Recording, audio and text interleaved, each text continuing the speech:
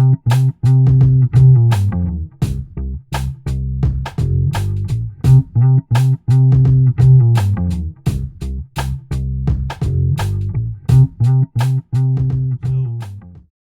brings us here today is the fact that you, Jim Lebrecht, co-director of, I think, one of the more talked about uh, popular documentaries in some time. Of course, the Netflix um, Obama produced.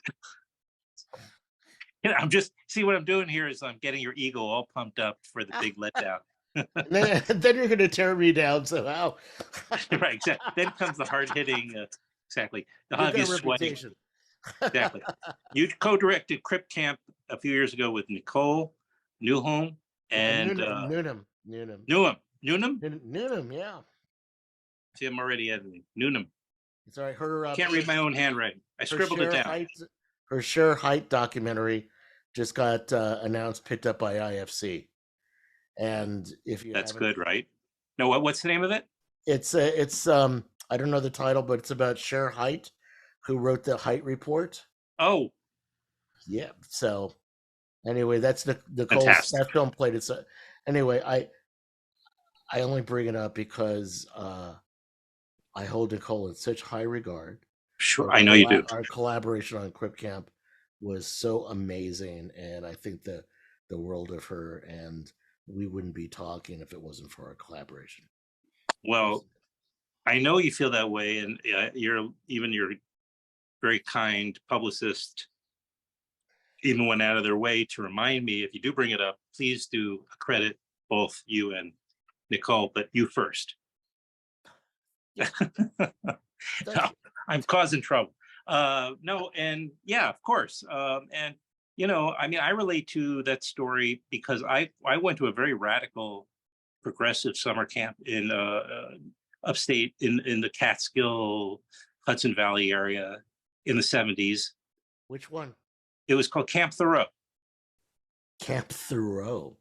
Yeah. Wow. Okay. That says a lot right there. Sure Named does. after, of course, HD. What? Sure does. Yeah.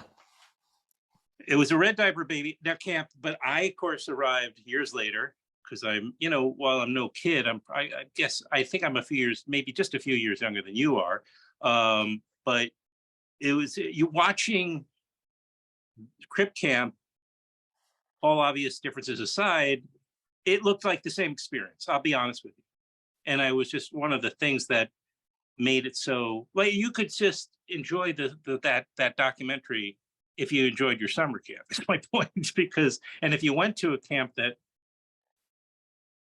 whose soul where there was such nurturing and humanity like you did and like I did, you relate. So it affected me on a number of levels, but also because I think the work that you guys ended up doing led to the ADA. Is it not true? No, it's very true. I mean, when I pitched the idea of the film to Nicole, thinking, Nicole, there's a story here. You and I have known each other for years. Maybe you want to make this film, and eventually she said, yes, I do, but I want to make it with you. And really, absolutely, one of the ideas was that there was a strong connection between Camp Chened and the disability rights movement. And Nicole said, great. I said, you know what? Let's fact check this. Good idea. So the first person we called was Judy Heumann. And Judy Heumann, considered the godmother of the disability rights movement, or the mother of it, and someone who was at Camp Chened. And she said, absolutely. There was this connection, and it's not like all of us all of a sudden were, out there joining the disabled underground or anything, but a lot of us, because of Judy's presence there, and her leadership and her charisma and smarts, a lot of us said, this is something we can do. This is and for me as a 15-year-old, it's like everything's unfair in the world. And oh my God, like we can actually push back and do things. And it's set a course for my life. So, Yeah. you know, I mean, the mailing list of people that have worked or went to Camp Shened is easily 70 people to this day. Wow. It's anyway, and it was that product of the times, you know. Yeah. Just for those listening or watching, because I know they'll be curious to know how the Obamas got involved in and Netflix. Well, we one of our initial team members that we brought on is this great executive producer, Howard Gertler. And Howard is, known for How to Survive a Plague, a number of other Yeah. projects. And Howard approached Prima Swaminathan, who was just as higher ground the Obama's company was getting going, and he said, "Look, you got to check out the trailer for this film.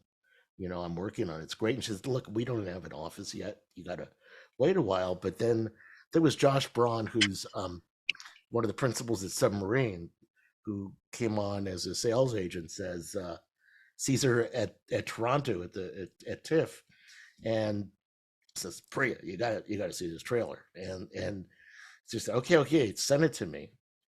And then Nicole and I got a call from her in our editing room 3 weeks later. And she said, "I don't know what you folks have done. I can't stop watching this trailer." Real.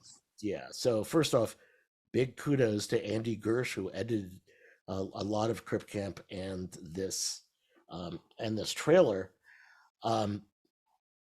to really make a brilliant trailer. And that's how we got introduced. Priya came up to Berkeley, to our editing room. We hung out all day, and we really talked about how we might work together, how open we were to other people giving us feedback, all the above. And it's like we were all good. And she literally called from the parking lot waiting for her Uber and said, we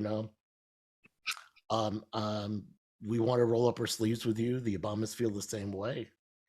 And that began this great relationship with them and Netflix, because they have this That deal. exclusive deal with Netflix. And I mean, one could almost make a documentary about kind of the travels of our film over 5 years in making it, and Kind of a case study. yeah, well, in fact, there is one that you could look to. I'll just mention this very briefly. Do. I'm a founder of a group called Forward Doc. Yeah. And it's fwd-doc.org. So they're Netflix and the Doc Society and a few other folks in England paid for a really wonderful document that uses Crip Camp as a way to talk about documentary and documentary film. And it is really something that a lot of people have been using, to really kind of look at. I'm just gonna for your folks that aren't with us on this Zoom call, I'm gonna put it into the chat. But this has really been a wonderful resource that our organization has been able to make happen.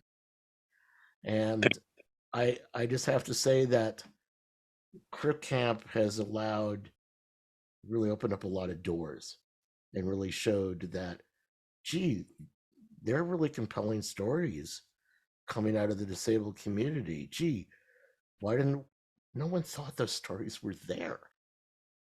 Because I mean, we could really go into a really long discussion about employment and such, but Yeah. Right. reality is that when you have authentic storytelling, there's an audience for it, and it's incredibly compelling.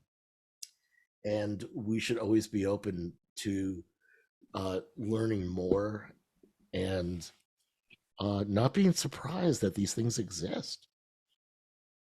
So anyway, so yeah. Oh, well, I'm just wondering what I suppose. I also wanted to talk about the fact that you are have a background in sound design, mixing, but I feel like the question that occurs to me first is when you're in this place coming out of this um, cycle with Crip Camp, which is much longer than people think because there's often times with a film like Crip Camp, there's a whole campaign, outreach campaign associated with it typically. And I'm just wondering, and then, streaming, and then it's like endless engagements and whatnot. But I'm wondering if why the choice to go to do a podcast series where you are the host and you are talking to other filmmakers as opposed to maybe going into another film project, or which maybe you're doing too. I'm not. I'm probably you probably are. I let me say I have my fingers in a lot of pots right now, and I've been really the film has drawn a lot of interest in me as a talent, and fortunately, I am involved with producing a number of different documentaries and a few other things, even a travel show that's in development around disability. So, um, but I was approached by the Academy and to ask me if I'd be interested in doing hosting a podcast around documentary filmmaking, which, needless to say, I was really bowled over and um, uh, thought was incredible. And but this really, I got to know some really wonderful people at the Motion Picture Academy because Crip Camp had been nominated for an Academy Award. And so leading up to the Oscars, we were all involved with the Academy, making sure that because not only myself as a wheelchair user, but two other people in our team were wheelchair users, and wanted to make sure that things were accessible and accessible in a way that provided us the same experience as everybody else. Like for instance, For instance, I want to be able to, if Nicole and I and everybody else were fortunate enough to win the award, we wanted to be able to get on the first off, just literally getting on the stage, but also going the same way that everybody else would go. Now, so there was a ramp. tripping over a gown. I'm not sure. Yeah. Or you Well, tripping over your heels. yeah. Well, you've never lived until you've gotten your gown caught in your wheels or your power chair. It's Yeah, it's, oh my God.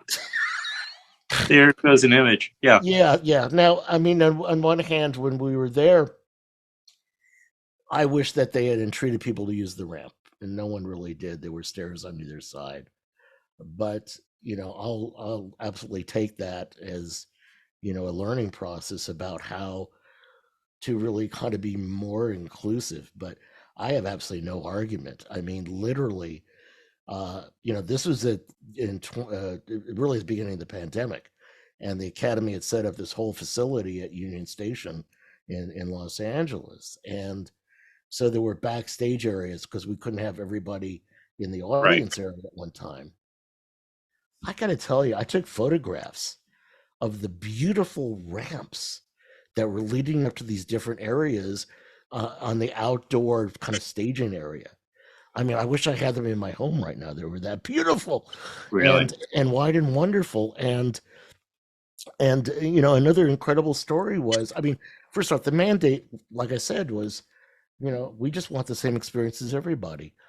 But one of the things I always think about is that Andrea Levant, who ran our impact campaign, she's a power chair user, and she has a service dog.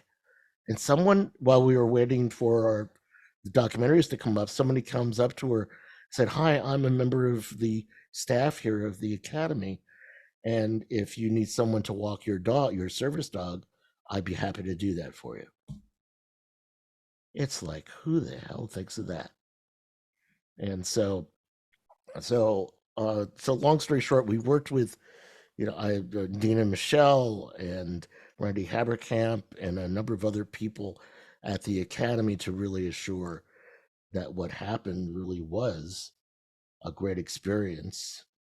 I mean, it would have been wonderful if we had been the one to win that year, but I have to say that Crip Camp has gone on to garner plenty of wonderful accolades and an incredible presence in the world. So, long I story don't know short, anybody who's not familiar with it, with that documentary. wow. Yeah.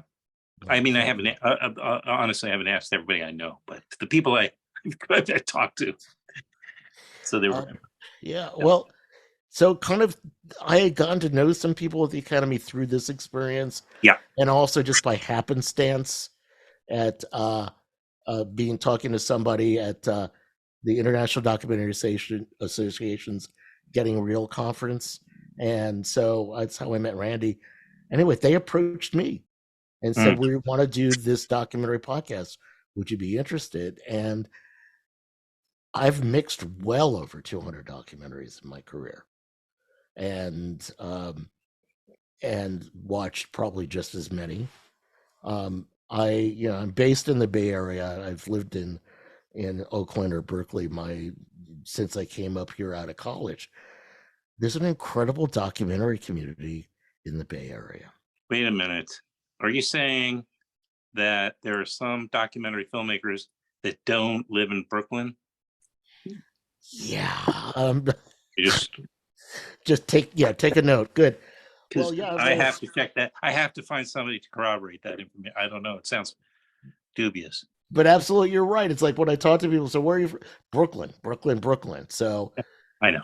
Well, I um, do a lot of these, and yeah, well, some people are in upstate New York and a few other places, but which is where where I am. whereabouts are you?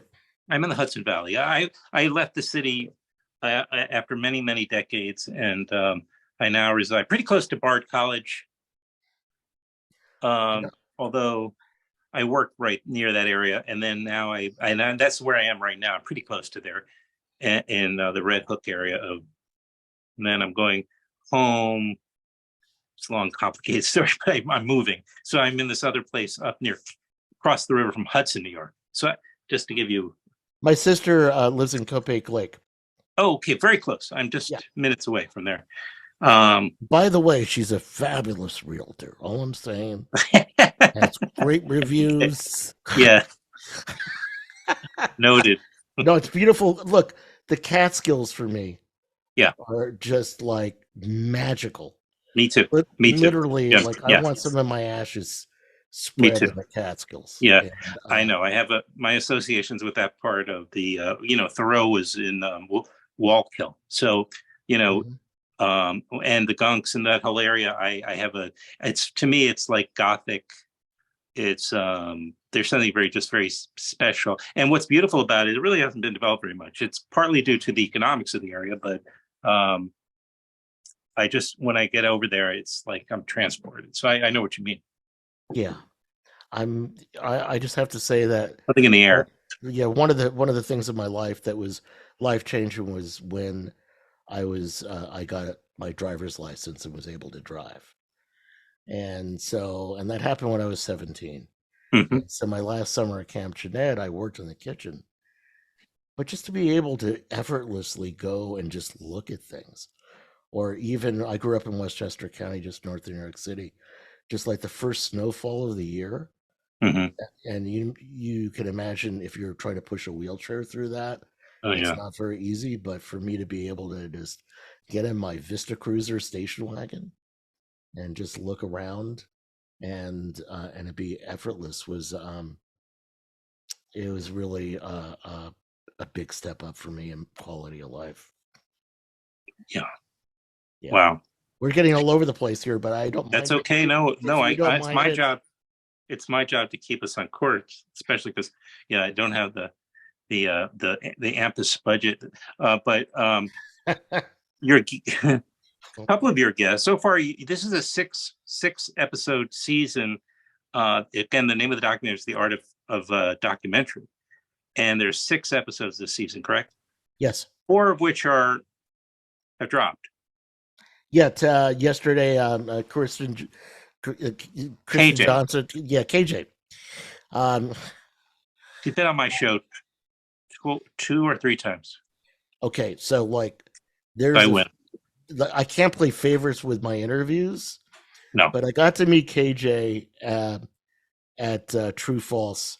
It's one of the few places that Nicole and I went before the pandemic shut everything down. Yeah. But and I've known Tabitha, her partner, for many, many years also Yes. through Sundance. But we had the best time there. But this conversation that I had with her, and here's the deal. I just wanted to have a conversation with people to kind of understand them as artists, like what motivates them and why are they drawn to doing documentary work. And you can learn about cameras and miking techniques anywhere, but I know the goal that the Academy wanted was to interest people in documentary filmmaking, whether they're just simply fans or maybe want to consider it as a career. So with that audience in mind, my questions were really around like their childhoods and why did you choose to make this story? And with KJ and talking about Dick Johnson's dead, she's like, we're talking, having a good time. So Jim, what do you think about death? And it's like, it's How do almost you like want to go? yeah, it's almost like you could hear the screeching tires of the car that's just hit the brakes. It's like, whoa. And we really got into a really wonderful conversation that actually was full of humor, but I think it represents the heart of some of the people that are doing the best work, in which not only was Dick Johnson is Dead a really good film, it was inventive filmmaking, it was incredibly personal. It was just all these things for me that it was just such a standout And documentary. and inventive, and took liberties with the form, and Kristen has the sort of confidence to do that and know that it's not going to go astray, No, and even or not, maybe not care if people don't get it. Oh well, this is about art making too. It's not just storytelling. It's also, yeah, look, if you make a film or a piece of art that everybody loves, you've done something wrong. Yeah, yeah. you're doing something wrong. And there are people who have some issues with some aspects of that film, and that's okay. I applaud her and honor her for making this and really confronting her father's decline through dementia and touching upon her mom. I mean, when we reveal personal things about ourselves, um, at least my thinking around that and why I was really open about intimate aspects of my body in Crip Camp was the sense of, first off, I think it might do some good. I think you want to start conversations. It may make people say, God, Jim talked about the fact that he's got a bag. And it's like, and even if that sets an example for somebody to say, maybe I don't need to be embarrassed by this. You're doing some good. And really, Nicole and I really wanted to start these conversations with people. And I have to tell you, I remember one thing on social media that we saw, which was somebody with a disability said, I just watched Crip Camp with my parents, and now they understand. Hmm. Yeah. Take Well, all right. yeah. Yeah. Yeah. Well, to their defense, that's, it's hard to, you're so inside of things sometimes, or too close to something, and it takes that third party or some other thing to kind of make it, to elucidate it. It's funny you brought up Dick Johnson is Dead, because I couldn't. This goes to the credit of Kristen. Her talent is, I couldn't watch it. When it came out, I had just lost my dad. I couldn't watch it, and I love her, and she's a friend, and I know her for years now, and And when I was listening to your conversation with her, I said, I can watch it now. Really? Yeah. Well, Wow. I hadn't thought of it in a little while, and I keep it's on my little list. I haven't removed it because, you know, but I think I'm ready to see it now. I don't think it'll be too jagged a pill, you know. I bet you're right. You know, so the podcast dropped with KJ dropped yesterday, which was June 7th. And then the last two coming up are Garrett Bradley and Roger Ross Williams. And the great thing for me in interviewing them, and really with everybody I interviewed, I just was surprised or delighted at some of the stories that they told. And I gained just, I really felt like I got to know them pretty well. And I, I'm trying not to be self-effacing or anything else, but I think that what made me feel happy was that they trusted me in these conversations. And I certainly, with the help of the Academy, did a lot of homework and really try to craft questions with the Academy that were really indicative of really paying attention. It wasn't Mhm. like I had a press release in front of me that I read in, 5 minutes before an interview. This was not an interview; it was a conversation.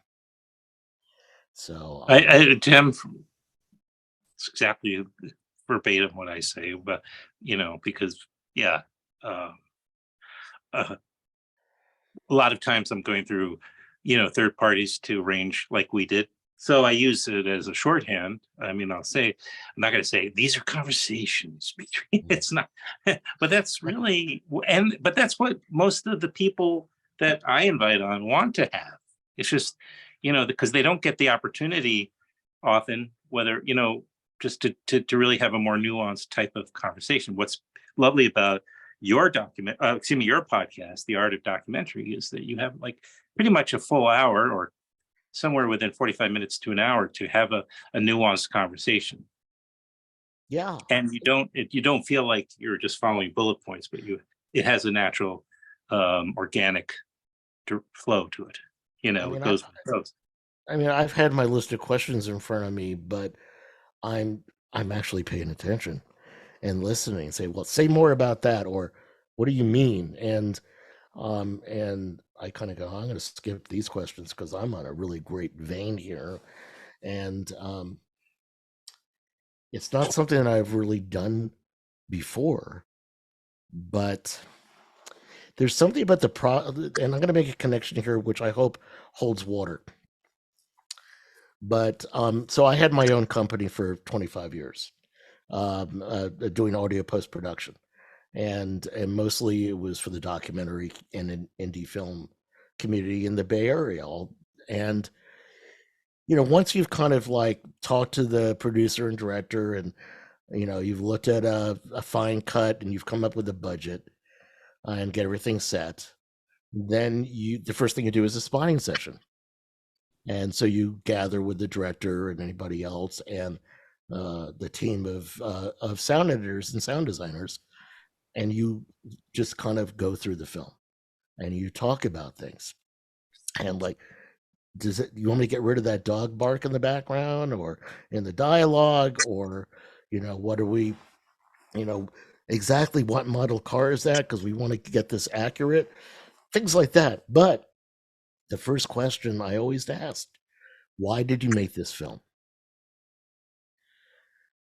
And I ask that question because so often it gives us, as editors and sound designers and mixers, some kind of real uh, uh, um, guiding light about our work. That indeed, some people may think that, oh, well, dialogue editing, that's just all craft and blah, blah, blah, blah. The people that I worked with, we really cared about the film and the filmmaker. and it just added a certain more amount of gravitas. Like when somebody said, why did you make this film? Well, I lost my family in the Holocaust, and I've needed to tell this story. Well, that's kind of compelling, and it makes you feel like, yeah, I'm on the team here. I'm going to do a Hmm. great job. So, long-winded way of saying, Adam, that I think that was how I approached leading the sound design and the audio post production, and I think that made me better equipped to do this kind of podcast, because that's where I was coming from. It's not like how many days we have to edit and how are we going to record the trucks. It's like, really, what is the emotional values we're going here? And Hmm. so I feel like I'm good at it. I feel like that too. What about you? Oh, thank you. Um, yeah. Well, your other guests are Bing Louie, who's also been on this show once. Um, Danny Cohen. I'm halfway through that, but I've listened to the others. You know. No, Bing Lu, which was the second episode. Yeah, they talk about him being just um, available, present, open, but like his films. I consider myself really fortunate that I got to be the sound, do the sound for Mind of the Gap and all of these sons that being made with Josh Altman. And in fact, all these sons is just about to hit the world, as from what I understand. Okay. And when you meet Bing, he's kind of unassuming. Very much. And I also met him really early in his career. He'd been working through Cartemkin and doing other things in Chicago. And his ability to understand and grasp and use sound as a part of the toolkit of storytelling was like, kind of blew me away. And in our interview, I tell this in the podcast, I tell this story about where we are spotting Mind of the Gap, and there's a shot of the camera kind of the POV of walking up to the house that he grew up with, and and I could hear a rattle in the production sound, and I knew that what that was that the shotgun microphone that was screwed into the top of the camera was a little loose. So Hmm. when it was moving, it was making a little bit of a rattling noise. And I said, well, Bing, we'll just fix that. Don't worry about it. I'll add in crunchy, fall leaves, footsteps, and wind, and maybe a dog, and whatever. Wow. And he Tricks of says, the trade no, here. don't. Yeah. No, so don't do that. This is the point in the film where I reveal myself as the filmmaker. And so that imperfection is very important to me. It's not a bug, it's a feature. And I literally turned around and looked back at him, and I'm not the teacher here. I'm the student. Yeah. Yeah. You learned something. Yeah. It's an opportunity. Yeah. So, but, and, the thing about Mind of the Gap, damn it, is like, it is such an important film and such a great film. And people, I think, maybe thought, oh, it's all about skateboarders. That is the community from which Bing came out of, but it's about domestic abuse. And it is an incredible look, and really kind of gut wrenching at times. Look at all of this. Anyway, I'm now I sounded like Bing has got me on payroll or something, but I literally told my wife Sarah, I said, I want to live to 130 so I can see like more of Bing's movies, because they're just important. And all these sons follows these two organizations in Chicago that are trying to save young African American men from gang lifestyle and violence in the streets. And I watched the film a number of times. It was mixing it, and there are times that I would just start tearing up. Mm. So anyway, I mean, I have been doing a lot of mixing for the last couple of years. Certainly, I sold my business to a great person, my friend Jake now, and because I really need to spend all this time working on Crip Camp. But I have managed to mix some films. I always just love going back to this and doing it because it's my art. It Mhm. is truly my art. It is just like, and there are times, I don't know whether you have a parallel experience, but there are times where I've been working on a film and creating sounds or mixing, and I literally am not in my body. I am simply like, I'm not looking at my hands. Things are just happening. And all of a sudden you just feel like because the equipment and the technology is not an impediment, because we've been doing it for a long time, you're just simply like there. You're Like in the zone. you're like soaring above the Right. treetops with the eagles. And I've been in the mixing room with filmmakers where we tried something, and something even as simple as, you know what, we don't need sound effects in here, we just want the music. And when we pull out all the sound effects, we play it back, we start crying for because all of a sudden it's like you're much closer because your mind isn't paying attention to the visuals and the sound effects, and you're more focused. And it is that kind of collaboration and that I wish I had. Well, I wish I had about 40 hours in every day.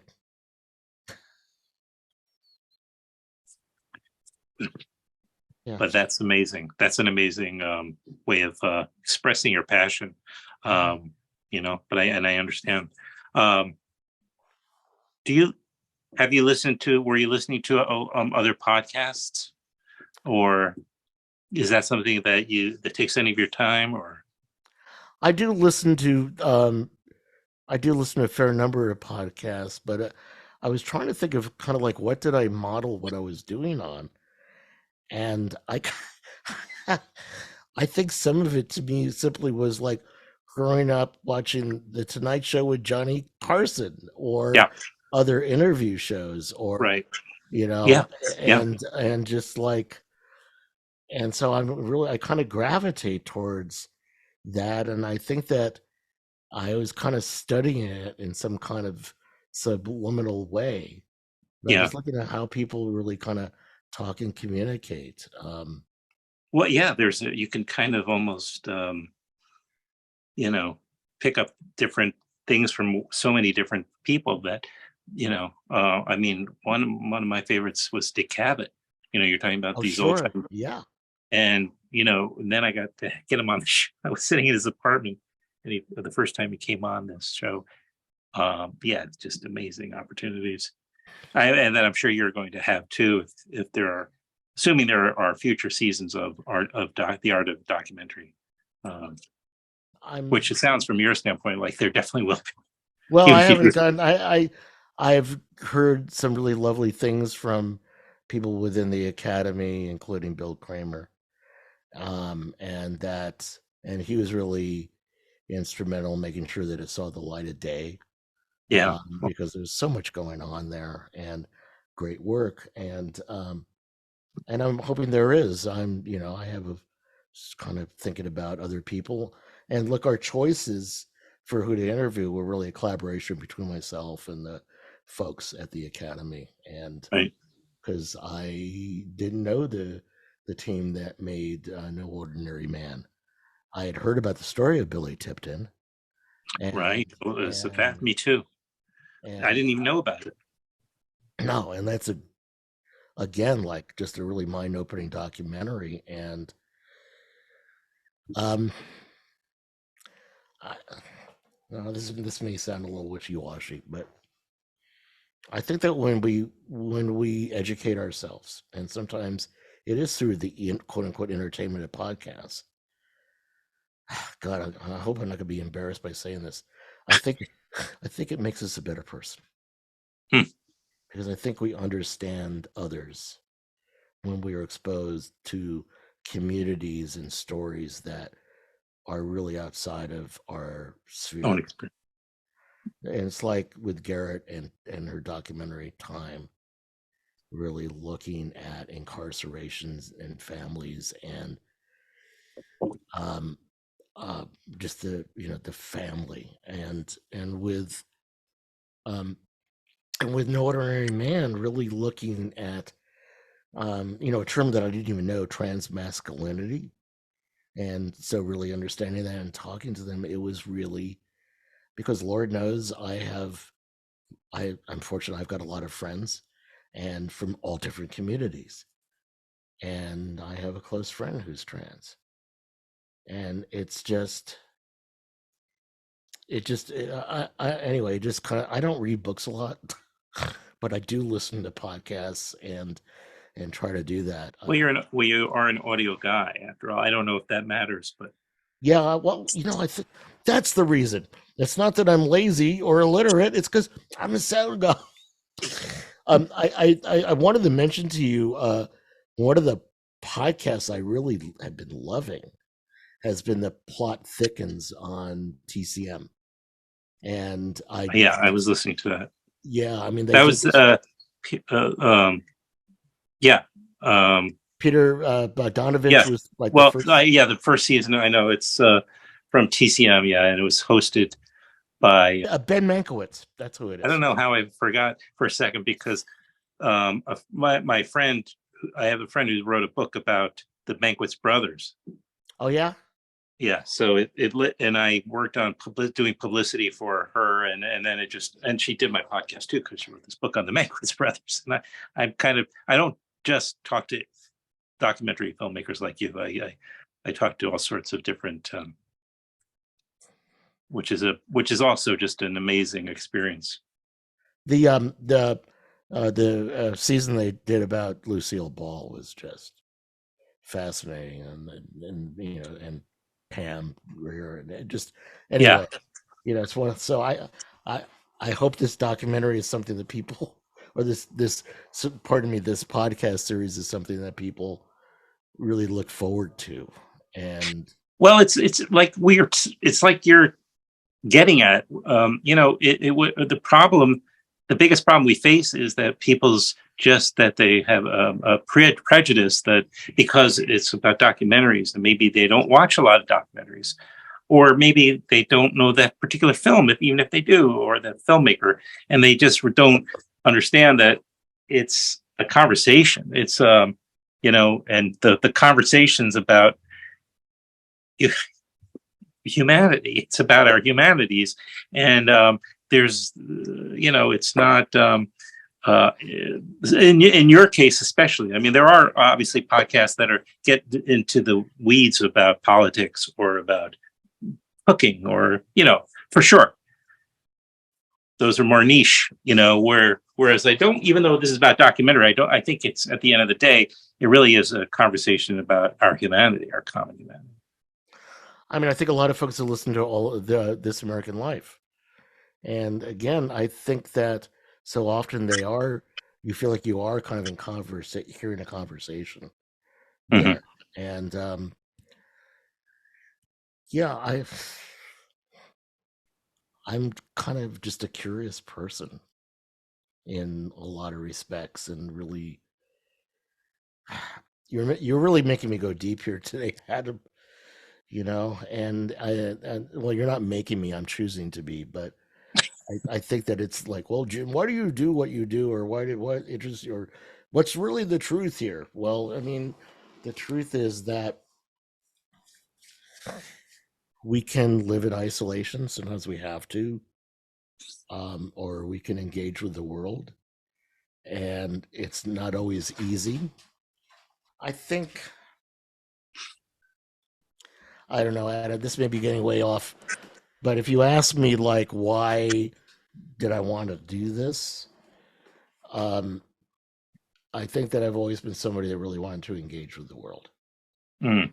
and to really get to know people, and to have the opportunity to talk to some documentarians who are really doing really great work, or are earlier in their careers, or anything about it, to me was, yeah, give me more of that, because I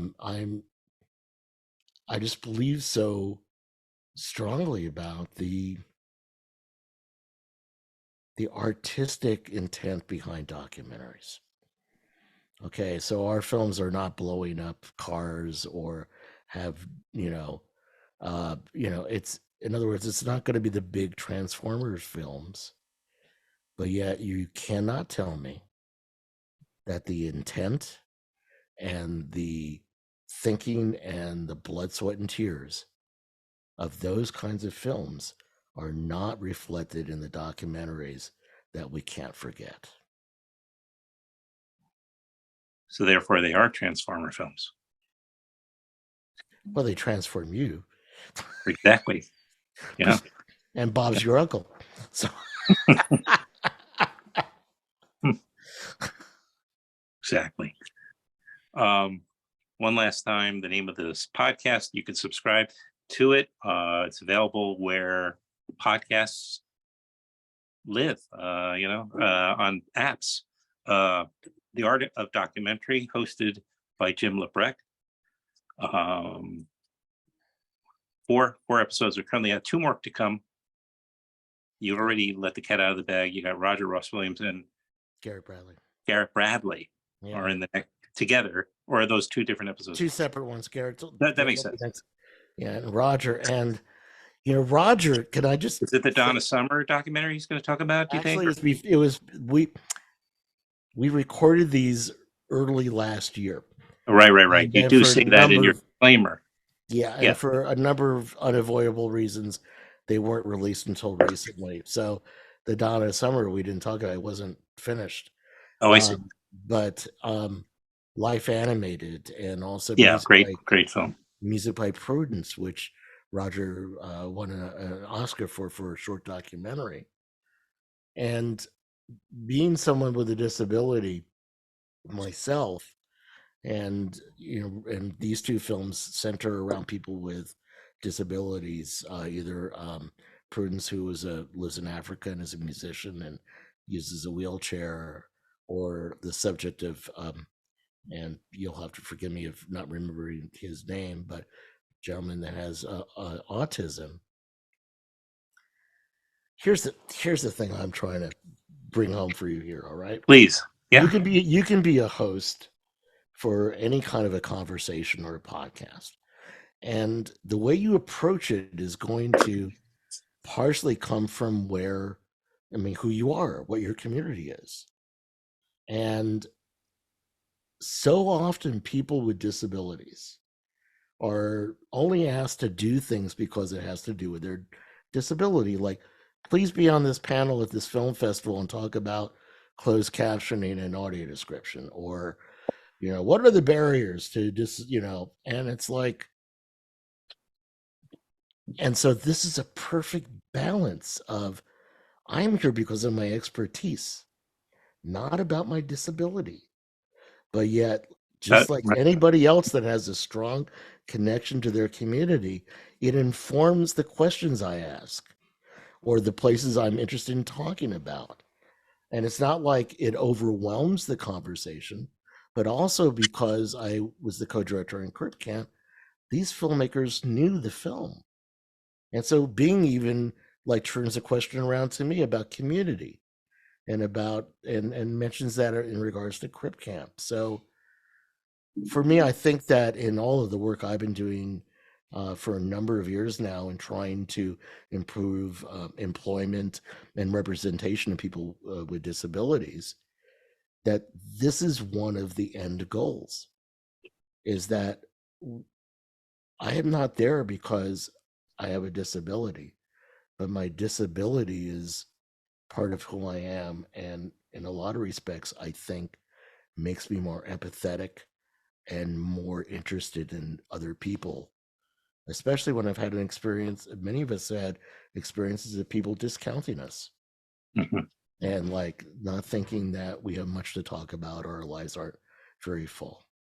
So I'm really, to me, this is one of those things that I haven't really talked about, but that is really important to me about this podcast. It's like, I wasn't siloed. I wasn't pigeonholed, and I was asked to because of my career and my experience. Hmm. And there are many more opportunities for more people from every community to simply not have to be pigeonholed into talking about what their maybe their strongest identity is. Thank you for sharing that. I It appreciate took a nice it took an hour to get there, but finally we stripped the onion down, and you finally let me know the truth of your motives here. I appreciate it. Well, thank you. Yeah, no, seriously, really do appreciate it. You're also really welcoming, and this has been really casual and a conversation, like we said. Yeah, So and people will have learned a lot in the process too by listening about your process. What you know, and I have some suggestions for guests. For I don't know if it's just you or you mentioned maybe the Academy was making suggestions, but I would love to say I have some people that have come on that have blown my mind in terms of their technique, but also the way they talk about well, if you want to stuff. share those names with me, I either now will. or later, I'd be happy to hear them. I should put together kind of a list of those that where there's been something which has kind of really been connective and special too, because I think those are people that are just open hearted as well as open. Anyway, that's the other thing here. It's like I want to meet people I don't know, but there's a few people Yes, that I've right. That's worked true. with over the years in which I can absolutely unflappably say I'm not doing a friend a favor here. It's like you got to hear this person talk about their work over the years Right. because it's been just really like elevating. And I like the idea though of not knowing the person personally. I think that's smart. It's been such a Adam, pleasure. It's been such a pleasure. it's been a pleasure to me. And look, I set aside plenty of time because anyway, Good. I'm really glad to meet you. Same and here. and I Yeah. hope we see each other again. And I don't know what festivals you go to or what you wind up doing, but if you're, I don't know if you're planning on going to the Black Star, which is in Philadelphia. Well, I'll look into the timing of it. I have a full time gig up here. I'll be honest, and so and it does. It started when I was living in the city. I got to a lot of festivals. My lifestyle was a little different. Yeah. Okay. But Just uh, keep yeah, your mind open for a documentary called Fire Through Dry Grass, and it's fire going to through dry grass. It's going to be on dry grass. POV in the fall. Okay. And my wife and I are EPs on it, but Oh, great.